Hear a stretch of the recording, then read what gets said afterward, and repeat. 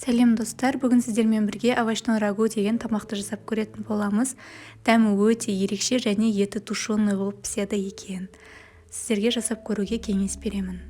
Ең алдымен қызып тұрған майда етімізді шала қуырып аламыз да, бөлек ыдысқа салып, сол майға сәбіз жуамызды және сарымсағымызды салып, жуамыз езілгенше қуырамыз. Одан кейін етімізді үстіне салып, керек дәмдеуіштерімізді, ұнымызды және томатымызды салып, барлығын жақсылап кішкене қуырып аламыз да, үстіне керегінше суымызды құйып, етімізді барлығын жарты сағат бойы бұқтырамыз.